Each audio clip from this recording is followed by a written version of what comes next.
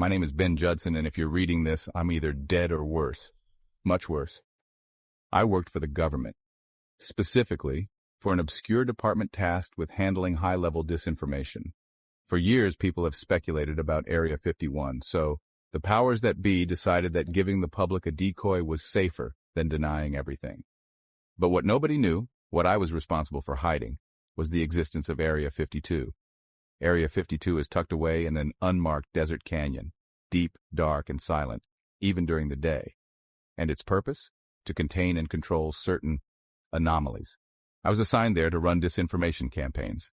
My job was to scrub any online sightings, plant false stories, and make sure that the reality of what was going on in that godforsaken place never saw the light of day. At first, I had no idea what it really entailed. The base was sealed tighter than any vault, and need to know was drilled into every recruit. But eventually, I got to see for myself. The specimens, as they called them, were contained in vast, reinforced enclosures deep underground. They were Bigfoots. Yes, Bigfoot. The creatures everyone jokes about. The ones in grainy photos and blurry videos. But these weren't just animals. They were intelligent. More than we thought. The creatures we held in Area 52 were unlike anything I'd imagined. They had primal strength, instincts sharper than any predator, and this strange awareness, almost as if they knew they were being held captive. Our scientists insisted that there was more to them, that they had abilities lying dormant, abilities the government wanted to awaken. Their goal was to enhance them, amplify their innate strengths, make them obedient. They weren't just trying to study Bigfoot, they were trying to weaponize them. It started with behavioral techniques, Pavlovian conditioning to bring out aggression or compliance, depending on the need, but that was only the beginning. After behavioral modification, they began experimenting with cybernetic implants. They wired the creatures with complex neural enhancements, trying to make them respond to remote signals, forcing obedience through electric pulses directly into their brains. They turned wild creatures into programmable machines. I'd seen some dark things in my career, but watching those creatures after the upgrades was different. They weren't the same.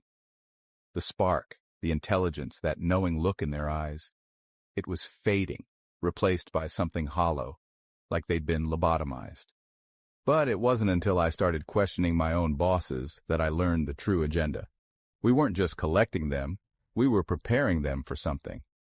They were planning to release them back into the wild, into areas across the country. The idea was to let them roam free, each of them equipped with control modules. These upgraded Bigfoots would act as the government's hidden enforcers. They could be triggered to attack anyone deemed a threat. Imagine, an invisible, undetectable predator waiting in the shadows of national parks or remote backwoods, always ready to act on a signal from 100 miles away. I couldn't let it go on. I tried to talk to my superiors, but they were cold, dismissive. I knew I'd crossed the line, but I couldn't stop myself. I started secretly documenting everything, recording video, keeping files. The more I gathered, the more I realized just how far they'd gone. I was terrified, but I needed to do something. I thought about going to the press, blowing it all wide open, and then things started happening. I noticed my emails, disappearing photos vanishing from my hard drives. My security clearance was suddenly downgraded, and they moved me to a smaller, windowless office with no explanation. A few nights later, I found myself being followed. Shadowy figures, SUVs with tinted windows always at the edge of my vision. My phone started acting up, turning off randomly, apps glitching out. Then came the incident that finally pushed me over the edge. I woke up to find muddy footprints in my apartment.